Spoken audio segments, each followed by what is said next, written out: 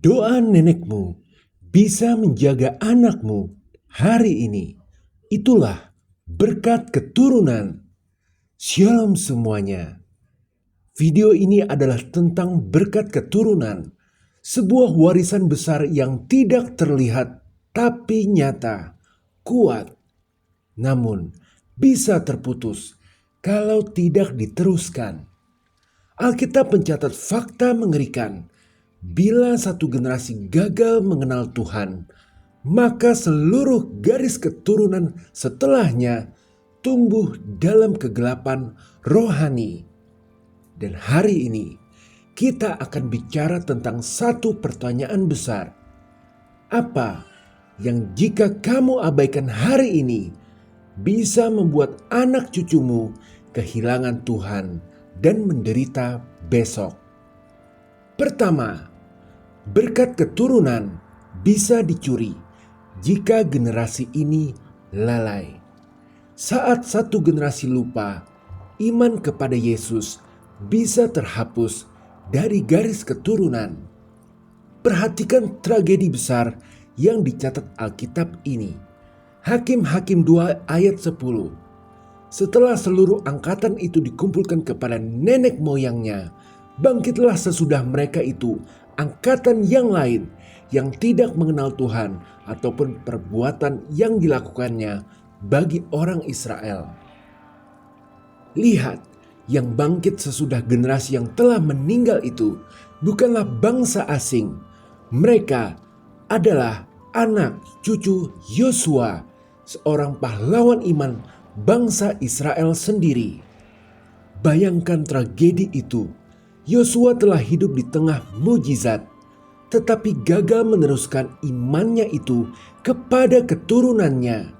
Dan akibatnya terjadi kekosongan iman.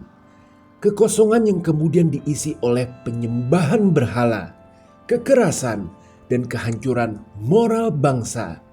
Seperti rumah besar yang dari luar terlihat penuh harapan, tapi pondasi spiritualnya kosong, membuat generasi muda yang tinggal di dalamnya jadi kehilangan arah hingga tersesat. Artinya, iman yang tidak diwariskan sama dengan berkat yang siap direbut musuh. Tuhan memang penuh kasih dan pemurah, tapi pewarisan iman tidaklah otomatis. Yosua 24 ayat 15. Tetapi aku dan seisi rumahku, kami akan beribadah kepada Tuhan. Bukanlah kutipan yang sekedar enak dibingkai. Itu keputusan yang harus terus diperbarui oleh setiap generasi. Jadi jangan serahkan anak-anak atau orang yang dekat dengan Anda ke dunia yang gelap tanpa terang iman ini. Hari ini, cobalah tanyakan pertanyaan mind-blowing ini kepada anak, cucu, keponakan Anda atau siapa saja yang Anda dekat sebagai alat tes. Apa yang kamu tahu tentang Tuhan dari hidupku? Jika jawabannya hening atau kabur alias dia bingung menjawab, itu bukanlah akhir, tapi itu undangan untuk mulai membangun ulang warisan rohani. Bukan dengan paksaan, harus nurut sama Tuhan, kalau tidak saya marah. Bukan, tapi dengan kesaksian hidup. Jadi mulailah dengan hal-hal sederhana seperti doa bersama setiap Sabtu malam, menyanyikan lagu rohani bersama, berbagi kisah pertolongan Tuhan saat makan. Karena dalam dunia yang ingin mencuri keturunanmu dari Tuhan, setiap langkah kecilmu untuk menyalakan iman adalah sebuah perbuatan besar di alam roh. Tapi mewariskan iman pun tak bisa dilakukan jika masih hidup di tanah yang tercemar. Kedua, berkat keturunan bisa diblokir oleh dosa tersembunyi. Bahkan tanah subur bisa gagal menumbuhkan jika tercemar akar pahit. Bayangkan keluarga itu sebagai Cara orang nanam cabai sendiri. Cabai bisa tumbuh kalau tanahnya bersih. Keberhasilan karena Tuhan pun bisa tumbuh subur jika lingkungannya bersih dari racun. Tapi jika ada dosa yang dibiarkan, tanah itu akan menolak benih. Cabai itu tidak akan tumbuh. Berkat Tuhan tidak bisa turun.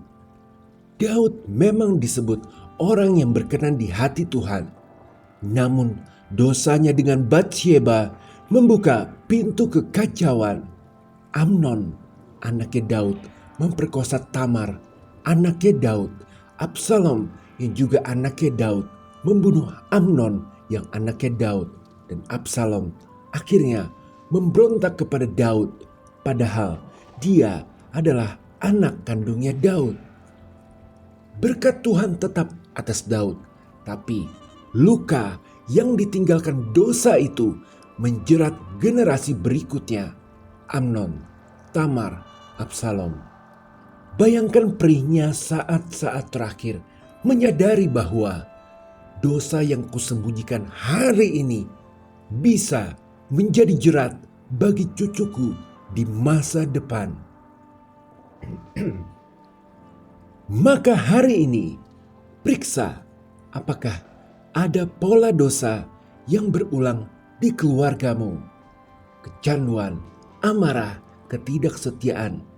Berdoalah, Tuhan, putuskan rantai ini dengan darah Yesus. Lalu lihat dan terima saat Roh Kudus bekerja memulihkanmu, dan tetaplah bertahan. Karena sebelum mewariskan berkat, kita harus membebaskan tanahnya dari kutuk yang tersembunyi. Namun, ingatlah ini, warisan iman bukanlah hak istimewa keturunan, tapi panggilan yang harus dipilih ulang oleh setiap generasi karena free will. 3. Berkat keturunan bukan hak lahir, tapi sebuah pilihan juga. Banyak orang terjebak dalam dua kubu ekstrem, menganggap dirinya terkutuk karena dosa leluhur atau merasa aman karena berasal dari keluarga rohani. Padahal kebenarannya justru seimbang. Dosa bisa meninggalkan jejak dalam keluarga seperti pola, luka batin, atau keteladanan buruk. Tapi Tuhan tidak mewariskan kutukan.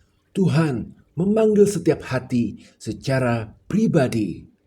Itulah mengapa firman Tuhan berkata, anak tidak akan turut menanggung kesalahan ayahnya. Orang benar akan menerima berkat kebenarannya. Ini artinya, kita tidak serta-merta terkutuk karena masa lalu keluarga, tapi kita juga tidak otomatis diberkati karena iman keluarga. Berkat harus disambut. Jejak kutuk bisa diputuskan. Semuanya dimulai dari pilihan hari ini. Lihatlah Samuel, nabi besar, namun anak-anaknya menolak hidup benar. Iman tidak menurun lewat darah, tapi lewat teladan dan keputusan pribadi. Jadi hari ini, tanyakan, apa satu warisan iman yang ingin kita tinggalkan? Apa satu keputusan kecil yang bisa kita mulai agar iman kita tak berhenti di diri sendiri? Maka ajarkan satu ayat setiap minggu di rumah. Seperti perintah, Ulangan 6 ayat 6 sampai 7. Apa yang kuperintahkan kepadamu pada hari ini haruslah engkau perhatikan, haruslah engkau mengajarkannya berulang-ulang kepada anak-anakmu dan membicarakannya apabila engkau duduk di rumahmu, apabila engkau sedang dalam perjalanan, apabila engkau berbaring, dan apabila engkau bangun. Kalau perlu, doakan cucu meski mereka belum lahir.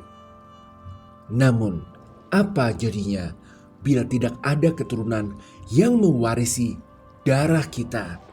Maka 4, Tuhan lebih suka memberkati keturunan rohani daripada darah biologis. Warisan sejati tidak bergantung pada darah, tapi pada iman yang dibagikan. Dalam Galatia 3:29, Paulus membuat pernyataan revolusioner. Dan jikalau kamu adalah milik Kristus, maka kamu juga adalah keturunan Abraham dan berhak menerima janji Allah. Artinya, silsilah dari Tuhan tidak dibatasi oleh DNA, tapi oleh hubungan iman. Paulus menyebut Timotius, anakku yang sah dalam iman, padahal mereka bukan keluarga biologis. Mengapa? Karena warisan iman tak memerlukan rahim. Ia membutuhkan hati yang terbuka dan tangan yang siap membimbing. Abraham disebut bapa banyak bangsa bukan karena jumlah cucunya, tapi karena banyaknya jiwa yang telah meniru imannya. Ini kita bisa baca di Roma 4 ayat 16-17. Jadi hari ini Anda bisa menjadi nenek rohani, ayah rohani, bahkan kakek rohani bagi siapapun yang menerima api iman yang Anda wariskan. Jadi kalau mau bisa coba ini. Pilih satu orang yang lebih muda, lalu doakan diam-diam setiap hari. Jika Tuhan berkenan, maka ada jalan agar Anda bisa menjadi mentor rohani bagi dia. Rayakan pertumbuhan rohaninya seolah-olah itu keluarga kita sendiri. Jadi sekarang, jika di mata Tuhan garis keturunan rohani lebih penting daripada garis darah, maka hal apakah yang paling berharga yang bisa Anda wariskan kepada mereka? Inilah poin terakhirnya. 5. Berkat terbesar untuk keturunanmu bukan harta, tapi catatan doa. Warisan yang tertinggi bukanlah apa yang kamu tinggalkan di rekening, tapi apa yang kamu tanamkan di hati. Timotius adalah pemimpin besar gereja mula-mula, dan Paulus mengungkap rahasia di balik kesuksesannya. Iman yang tulus ikhlas yang telah tinggal di dalam nenekmu Lois dan ibumu Eunike. Tak disebut harta warisan, tak disebut pendidikan tinggi, yang disebut iman yang tinggal dari neneknya Lois serta ibunya bernama Eunike. Karena iman yang tinggal itu berbicara tentang doa yang dihidupi, firman yang diajarkan, dan kasih yang diberikan. Itulah harta yang paling berharga yang bisa Anda berikan. Itulah tanda kita sayang sama anak. Itulah warisan kekal. Mereka bisa saja kehilangan segalanya di dunia ini, tapi mereka tak bisa kehilangan kenangan akan imanmu. Ya, iman Anda itu lebih berharga dari emas manapun, karena hal itulah yang akan menggema sampai ke generasi terakhir. Luar biasa. Maka sebagai pengingat, kita tahu sekarang silsilah rohani sedang ditulis bukan di akta kelahiran, tapi di dalam ruangan doa. Dan setiap benih iman yang Anda tanam hari ini bisa menjadi pohon kehidupan bagi generasi Anda besok. Jadi, jika Anda ingin anak-anak Anda kaya di surga, bukan hanya di dunia, mulailah tinggalkan mereka sesuatu yang tak bisa dicuri oleh waktu. Jejak iman, doa, dan teladan hidup. Dan jika Anda merasa bahwa selama ini keluarga Anda banyak dosa, maka kabar baiknya adalah Tuhan sanggup memulihkan tahun-tahun yang hilang dan memulainya lewat Anda hari ini. Haleluya. Amin. Jika berkenan berikan like, share, subscribe, serta komen. Tuhan Yesus memberkati.